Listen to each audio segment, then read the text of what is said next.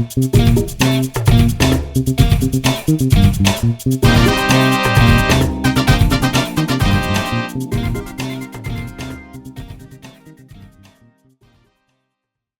me start by asking you a question, and this is central to this interview. Okay. Can you look the country in the eye and say, I have the experience and I have the ability to be the president of Nigeria? Absolutely, I can. Absolutely.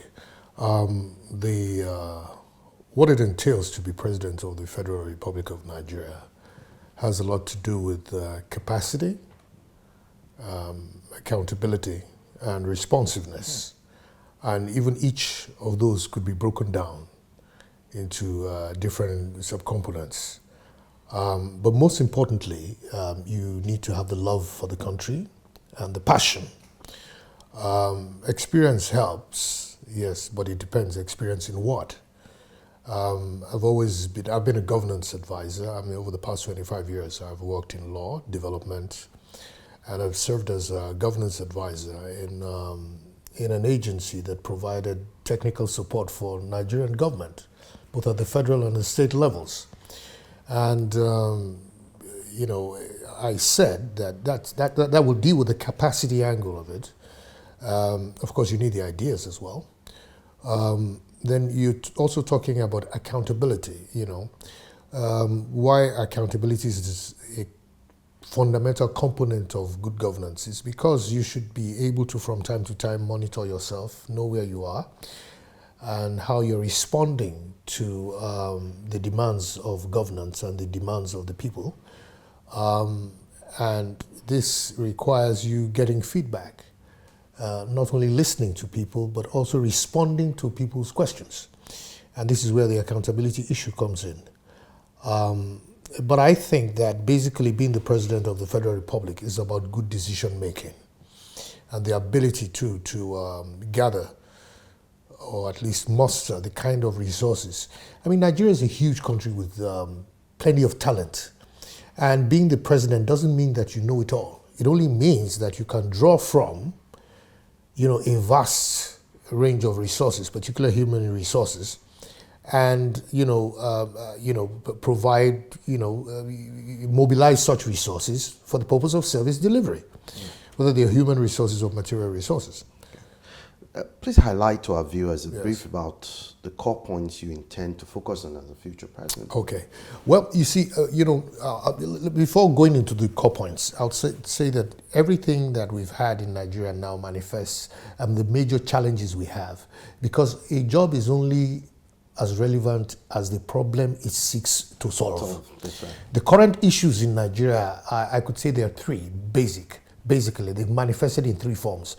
There's a huge issue on insecurity, there's a huge issue on children out of school, and there's a huge issue on corruption. Now, that is just a manifestation of the problem. Those are not particularly the problems themselves. But you see, in designing our offer to Nigeria, we've predicated it on 5 pillars. And the first is security, and we've called them priorities. If you go to the website, sfb2019.com, we've put 5 priorities. There's the security issue, security and safety. Without security and safety, I mean, there's so much we could do. After that comes the human factor, health and education. So you want to secure the environment, you want to secure the space, you want to secure your country, right? And you want to make sure people are safe. And in that process, the people that are the fundamental objective of good governance and of government itself, you want to make sure they are educated and they are healthy. So the next priority is education and health. Then after that, we have to deal with the environment itself, because even the educated and healthy people, they have to operate within an environment, both a natural environment and a geopolitical environment. So you want to make sure that and look, the challenges of these days, look, half our security problems, particularly when it comes to the so-called herdsman farmers crisis. We are actually going to get that. They have to do with climate change. So addressing environment as a priority is my third point. Now, the fourth point has to do with innovation, of course. The question of innovation, because there's a lot of what we can do by piggybacking on ICT. And we look, A lot of countries have done great things, and you don't have to reinvent the wheel. Now, what you want to do is you want to unleash educated young people into a system to be problem solvers, and by so doing, catalyze their capacity to be innovative. So this is why our fourth priority is innovation and ICT. The fifth priority now dovetails from the other four. You talk of infrastructure and you talk of the economy. So we're talking about fundamental infrastructure that can be put in place that will ginger economic activity. Labor-intensive infrastructure, whereby you can know and you can say that, okay, in one fell swoop, we will employ 100,000 people for 6 months on a project. So that's the kind of thing, and we're looking at the economy. In the economy too, we're looking about making sure that money is circulated within communities at a more frequent rate. Of course, the last priority is the youth, which of course are going to be both the beneficiaries, the subjects, and the objects of the other 5 priorities. Great. Now let's look at the challenges that this country has been facing. The biggest questions on the mind of every Nigerian is, are we better off than we were before the advent of this present government? Yeah. In your opinion, what were some of the things that Buhari's government and the ruling APC got right, and where did they make mistakes? Well, in the first place, the obvious answer, the first answer is that no, we are not better off. As a matter of fact, we're really in a bad state. Now, when it comes to Buhari's issue, I think where he got off was, in the first place, he lacked a sense of urgency. When he got into government, he lacked that sense of urgency. And that's why it took him 6-7 months to appoint a cabinet. And that's particularly painful because a lot of work was done in providing good handover notes to him. As a matter of fact, I was invited as a technical support to one of those committees, the transition committees. And good technical notes were invited. So you would have expected him to hit the ground running. The second thing that this government lacked, and they showed and demonstrated they lacked from the outset, was that it is not a very coordinated government. There is no section of this government that has not had some internal issue. Take, for example, the Ministry of Health. You had problems with the Minister of Health and the Executive Secretary of NHIS. Foreign Affairs, you've had issues between the person in charge of diaspora, especially on the American ban on travel ban, on whether Nigeria was there or not. The agri sector, both livestock and farming are within the agri sector. So there is even a conflict there. There's conflict between the DSS and between the EFCC, almost to a point where they're shooting each other. There is conflict between the Minister of Justice and the EFCC. So you can see that this government is reflective of a lack of coordination. And I'm not sure whether they're even monitoring their own activities. So basically, I'd like to say that it's those major things. They lack a sense of urgency, they lack coordination, and then the fourth thing, which I think it's more personal to the president, is that he's short on capacity. Now, there's nothing bad being short on capacity as an individual, but you should be able to know how to draw from a wide pool of diversity. Now, the president has never approached any problem in this country as if he has a diversity of resources. So he's always limited to a pool of given advisors, either from his ethnic zone or from some kind of background he's had. And of course, that deprives the rest of Nigeria with the pool of talent and the pool of resources he could have drawn from. Now, because he's only closed his mind to a given area, there is a limit to what he can offer, there is a limit to how much he can respond, there is a limit to whatever he can do. And that's part of a major issue. So how does your plan for governance now differ from what we currently have? Well, because you see, the issue in Nigeria is, look, there are 2 problems that we have in Nigeria. It's in another dimension, let me put it that way. We haven't been able to manage mass. Nigeria is a large country, almost 200 million. And then we haven't been able to manage diversity. We're different people. And there is beauty in diversity. Diversity does not necessarily mean division. Diversity means being able to harmonize and maximize the beauty of our differences. The third thing is that Nigeria does not have a defined national interest. And that is the undoing that a number of governments have had. And I'll tell you what I mean. If you ask the average military man, what is the national interest? What do we mean? You see, because national interest, it's based on national interest, you design foreign policy interests. You design security interests. You design trade policy. So foreign policy, trade policy, security policy, and development policy, economic policy have to be drawn from a national interest that is so defined. But we don't have any. Ask any security man, ask anybody who is cued in this way of governance, and they'll tell you that the national interest is the interest of the president. Now, let me take and that is wrong. Let me take it from there. Yes. You talked about the issue of diversity. Yes. They've not been able to maximize that. Yes. And the issue of national interest. Yes. These are precipitated for the calls for restructuring. Absolutely. What kind of restructuring? That's where I'm coming from. You see, restructuring is not only an inevitability. Restructuring is actually the nuts and bolts for change. You see, so you agree that this country should be restructured? Absolutely. So what kind of restructure should Nigerians? Oh, I'm a fervent champion of restructuring. The kind of restructuring you need is that you want the component parts to work in a way that are mutually supportive of each other and not mutually conflicting. Now, you can unite. I could tell you that united you can even fall, and divided you can stand. And what do I mean? If you take both of your legs and you tie them together, is that not being united? But can you run with your legs tied together?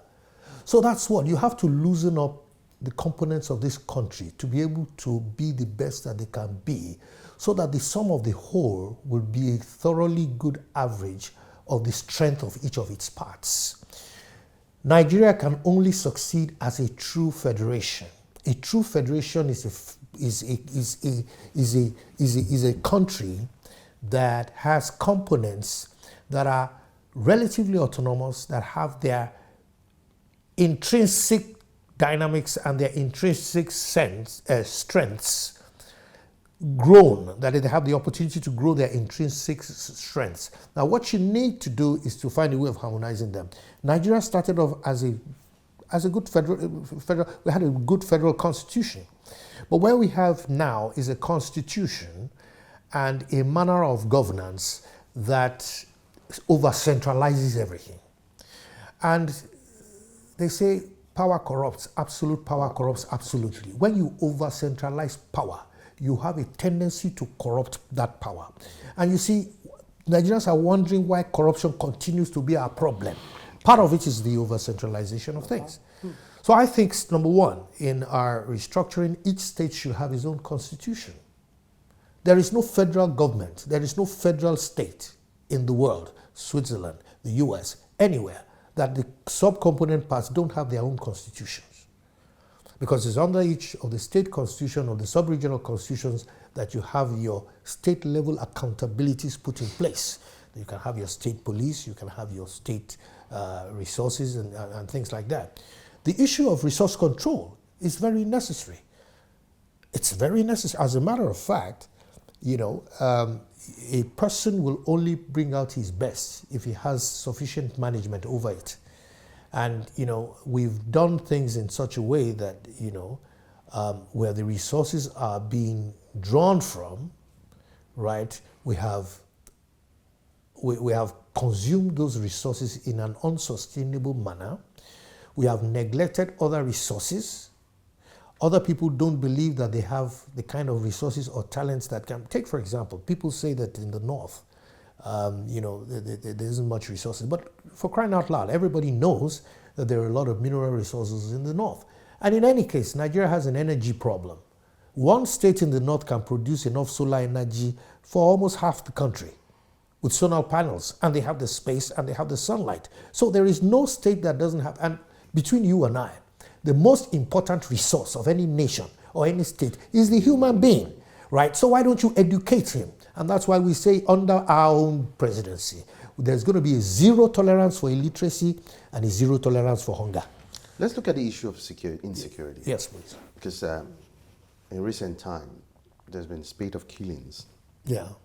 across certain sections of the country by so-called killer herdsmen. Yes. What will you have done differently from what this government is doing to bring about an end to the menace of both the Boko Haram insurgents as well as the killer herdsmen? Okay, I would have invested much more in local intelligence. I will invest much more in local intelligence. I will invest much more in the Nigerian police itself, and particularly in decentralizing the powers and the capacity of the police. You know, I'll tell you, the first line of security is knowing your environment, knowing the neighborhood, and making sure that there is collaboration between the official security forces and the people who you want to protect. When there is distrust between the people and the security, the information that you need to prevent or preempt security breaches, you can't get it, because nobody will be comfortable enough to go and report something to a policeman or a military man who you think or perceive is an army of occupation over you. Now the government, as it were, now they have a security council. I mean, well, most of the chiefs of security chiefs come from one section of the country, and that's the most unfortunate thing. And it's totally unprofessional of the president, as someone who's got that experience. It's totally unprofessional, because you know that. Now, what do you do when you need information from other sections of the country? Will they be trusting enough to share that information with you? Recently, the president went to hand over $500 million to Donald Trump, to the US, for the procurement of fighter jets that are not going to be delivered until 2020. And he says that is part of what he needs to fight insecurity. In the first place, fighter jets are not the kind of security apparatus we need for Nigeria's current security issues. We have domestic, we have urban terrorism, we have rural terrorism that they're part of the community, they move in and move out to vulnerable areas. Now, who are you going to use fighter jets to blow off? Is it Boko Haram people who have embedded themselves inside the cities? Or is it the herdsmen who you claim not to know where they are? Another thing that they've done is this. I'm sorry to say, but our security apparatus is totally failed. Our intelligence network has failed. In the first place, there wouldn't be a cacophony of causes. The president is saying something different. He says they're from Libya. The guy in the army is saying something different. The policeman is saying something different. So which one is which? The fact that we have such a plethora of, a diversity of opinions, of sources, of a very grave and important matter, shows an element of confusion that is too dangerous for Nigerians to toy with. You cannot put your lives in the hands of people who either do not understand what is going on at all, or understand it and deliberately keep it from you. So, just the truth be told, if one didn't respect President Buhari so much, one would have called his government a fraud. Now, I think this, because part of what you talked about has to do with policing. Yes. Is Nigeria ready for state policing? Absolutely, we're ready for state policing. I mean, we were ready for the internet. Why can't we be ready for state policing, for crying out loud? What you need is rules and guidelines to govern. Look, there are state laws and there are federal laws. So what measures, I crave your indulgence, yes, what measures will you put in place if protocols? So exactly, because there's been so much high-handedness of the police, for example. Yes. Calls for NSAS, Yes. You see, what a lot of people have the fears for. We are not talking about a replication of 36 current Nigerian police forces. That is not what we are saying. We are saying that you decentralize decision-making when it comes to policing, and you have local policing. That's right. In sane climes, you have places where in the universities they have police. What is a police? A police is someone who can prevent crime, right? Who can police and ensure that laws and orders are kept. For each environment, for each state, there are state laws. So you need law enforcement machinery to keep and enforce those state laws. What is the point in having laws that are not enforced or enforceable? Then you have federal laws. Then you can have federal police, right, that will enforce federal laws. Now, at times there comes an overlap. Take, for example, if somebody commits a kidnap in Oyo State and crosses the border to Kwara State, then it becomes a federal crime. There are ways and protocols whereby you turn a state crime into a federal crime and the jurisdiction immediately goes over to a federal police. Then you have protocols between police. For crying out loud, countries have protocols. Why not internally within a country? Within different, I mean, look, take for example hospitals. There are different protocols between hospitals. If you want to take a patient from here, from Lagoon, you want to take him to Radisson, there are protocols at which we can exchange information. So what we're saying is that it's just a lack of people who don't want to think and who don't want to organize and do not want to collaborate. As a matter of fact, those people who are decrying state police, well, a couple of people don't have enough information, but a number of them actually do, but they want an over-centralized police where power will start from somewhere and end with somewhere and will not. It will be a police that will serve the purpose of a few. It will be a police that will be highly corrupt because it's highly centralized. And as we said, power corrupts. Absolute power corrupts, absolutely. What does the IG in Abuja know about what's happening in Isalekuku or is happening in Kukumaiko? Let me now ask you this, because the major concern has to do with the greater good of all. Yeah. What do you see as a major issue eroding the good in our country, and what will you do about this issue? Well, one thing is injustice. Injustice, when people see injustice, when people have to live with injustice, it reduces their sense of belonging. It reduces their passion to thrive. It reduces their trust for one another. I keep on telling people that Nigeria is the best kept secret because we have lovely people, we have great resources, we have a great land, right? And we have fantastic opportunities. God has been very, very fair to us. Now, but all that good has been eroded by quite a bit of greed, injustice, and a lack of inclusiveness, what we call social inclusion. You know, it takes the wisdom of the young and the wisdom of the old to be able to build great cities, the dynamism of the young, the experience of the old. It takes the subtlety of a woman to be able to bring certain ideas to the fore. And it takes the bravado of a man to be able to multiply action. So a society needs to be inclusive. Unfortunately in Nigeria, we tend to serve governance, to serve a particular set of people. In Nigeria today, we exclude the young, we exclude women, and then at a level even amongst so-called men who are within the scope, we look for other reasons to exclude each other. You are from this tribe, you are not from this tribe, you have a beard, you don't have one. So that in itself starts creating injustice, because the only way you can exclude somebody is by being unjust to him, dealing him unfairly. And when you deal me unfairly, the first time, the second time, the third time, what passion would I have to pursue the common goal with you?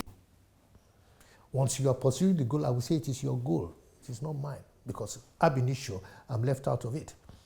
So when we exclude 50% of women from either decision making, or we exclude the youth, as if to say, because they were, because they are young, they can't, then it's like a man who wants to only 20% of his body to function.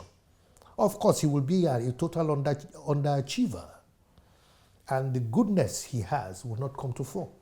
Now, let me take you up on the issue of injustice. What's your assessment of the administration of justice system in Nigeria, considering the fact that there's so much corruption that has eaten deep into the fabrics of the system, including the judicial system? Just yesterday, the Senate President, the Supreme Court dismissed every charges against him. I will take a bit of blame. And when I say I happen to be a lawyer, so I know some of the failings that we've had in administration of justice. To an extent, the justice system has, well, let's say we have pursued more of law than justice. We have pursued more of form than substance. But in delivering justice, the justice cycle the justice cycle delivery system. It has a lot of people involved. Starts with investigation. Starts with arraignment, arrest, then investigation, then arrest, investigation, arraignment, then trial. After trial, sentencing. After sentencing, punishment. That is the entire cycle of justice service delivery, particularly criminal justice. Let us talk specifically about criminal justice.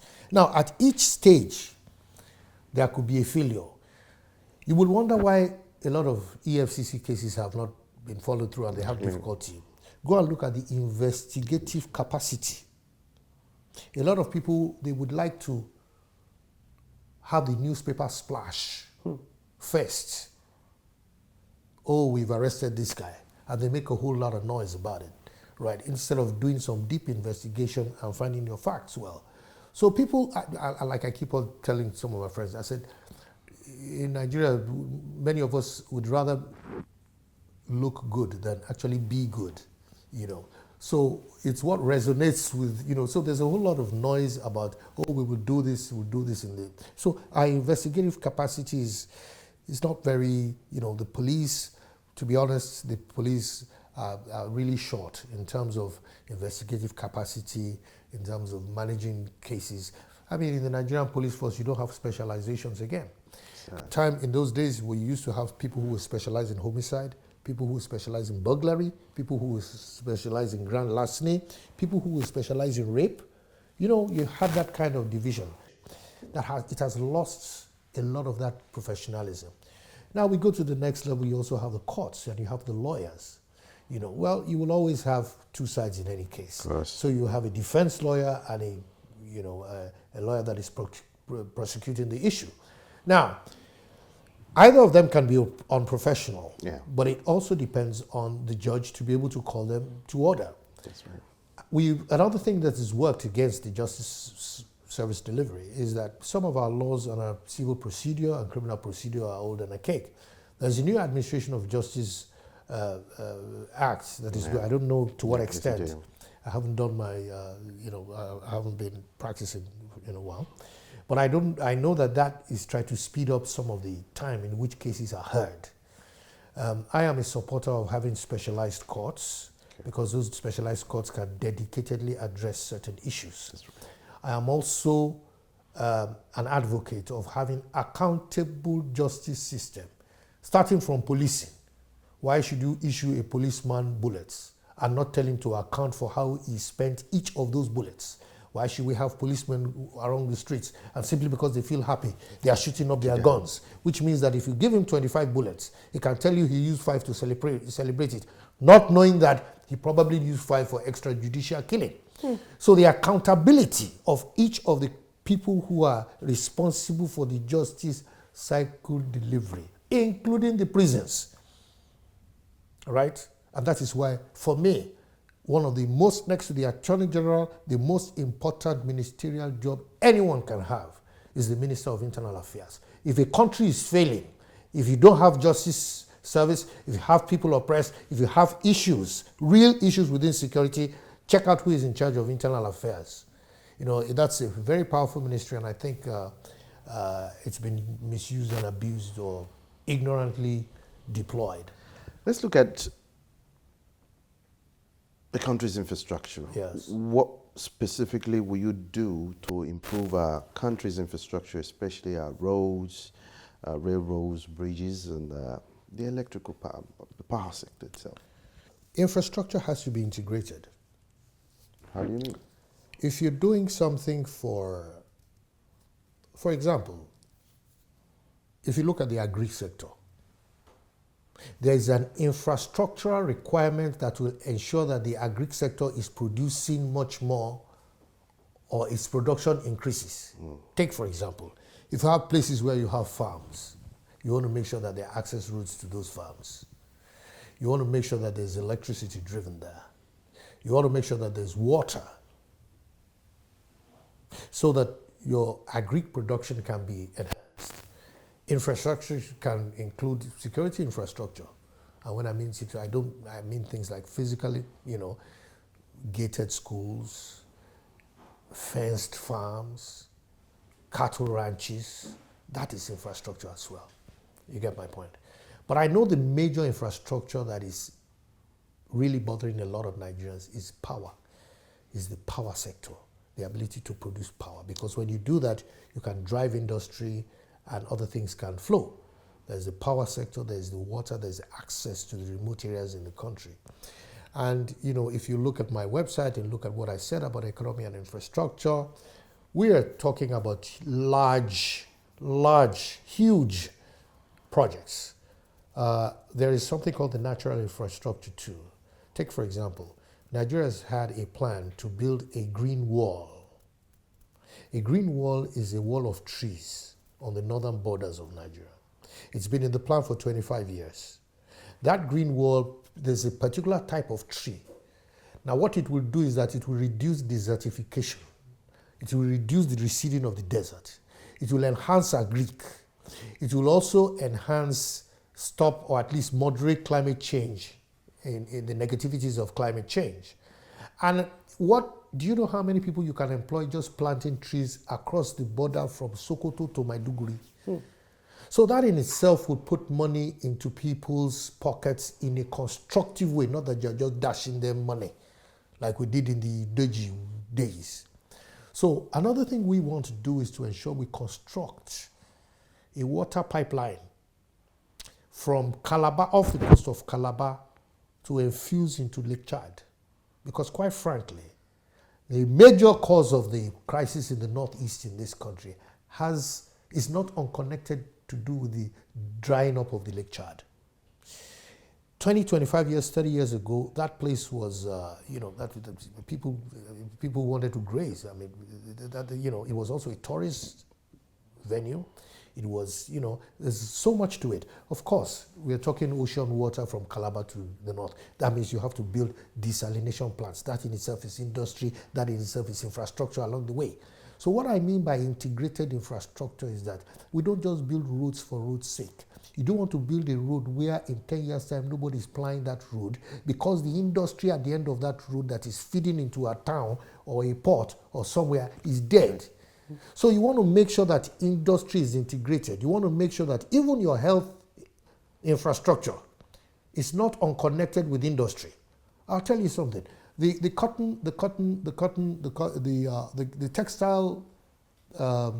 textile mills in the north have how many times in those days Kaduna was where you had all the tech. You could go to Kaduna and get all the materials you want. There were so many textile mills in Kaduna. But guess what? Those mills didn't crash because there was no NEPA. They crashed because there's no wool. No wool to feed into the textile mills, to the cotton mills. They crashed because there was no linen. They crashed because nobody was growing silk anymore. They didn't crash because of NEPA. So this is why I'm saying that, you see, just shouting infrastructure here, left, right, and center, without integrating it and saying, okay, how does it feed into an economy?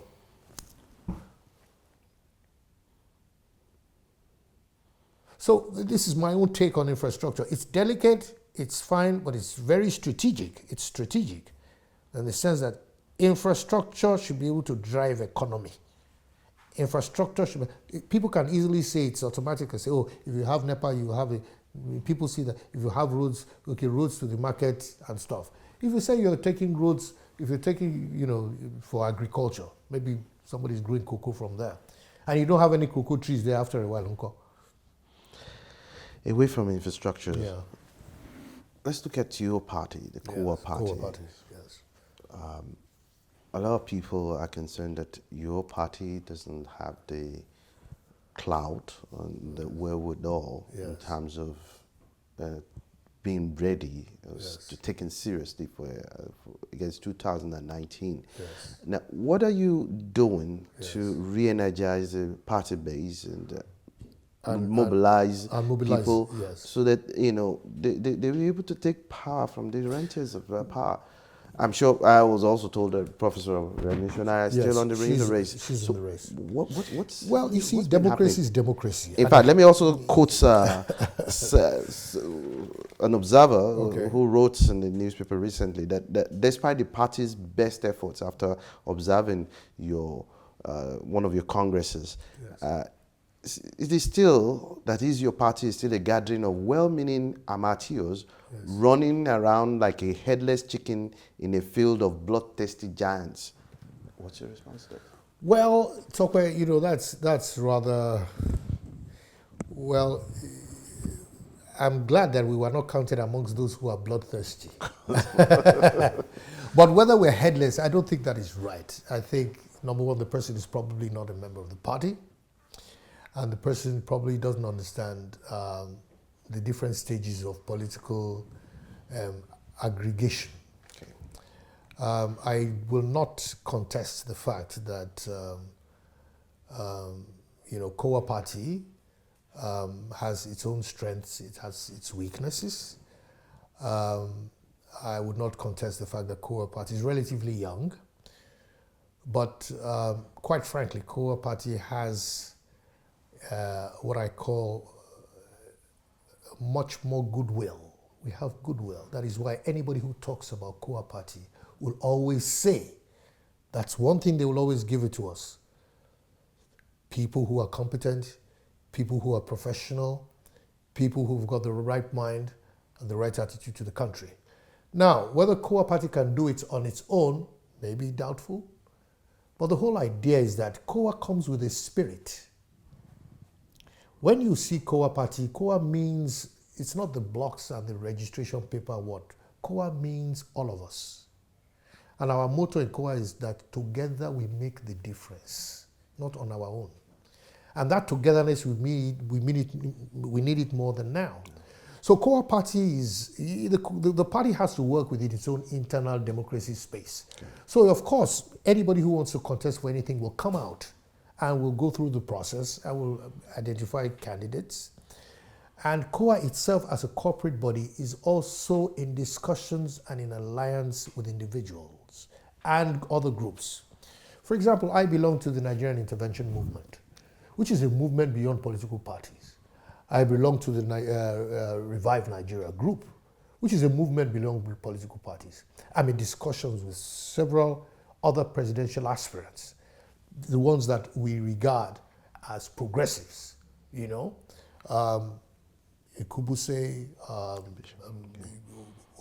Shore, Yele, Elishama. There are a couple of others that we're discussing from time to time. All of us are in touch because at some point in time, but we have to take the game up to a particular space when we will now all come together as progressives and forge a formidable alternative. You see, we're going to enter as a team. It's not going to be, I've told you, being the president doesn't mean you know it all. It means that you can harmonize and gather unto yourself, as a team, forge ahead a formidable base, resources that can be deployed to effect good governance. So on KOWA's side, KOWA is going to come out. We're going to bring out the necessary, we have a name already. People know the name KOWA. And in any case, we are the only party with, we've got the best symbol, which is a cell phone, telephone number, which speaks a whole lot of volumes. Like other parties who have broomsticks and all sorts of dubious symbolisms. Now let me ask this finally. Yes. What is your vision Yes. of a new Nigeria, and what measures will you take to make our country more closely aligned to that vision? Yes. The vision for a new Nigeria is a Nigerian that protects its citizens, its lands, its citizens' lives, and its citizens' livelihoods. And it protects the interests of its citizens wherever they are, anywhere in the world. That is the vision I have of Nigeria. I think it's doable, and I think we have the capacity to deliver on that. It'll take the kind of leadership, it'll take a united Nigeria. not united by force, but united by complementarity. Being united, being able to identify what one person brings to the table, what the other person is probably short of, and then we'll make it work together as a whole. That's principally it. Thank you very much for your insight. Thank you very much for having me, Ope.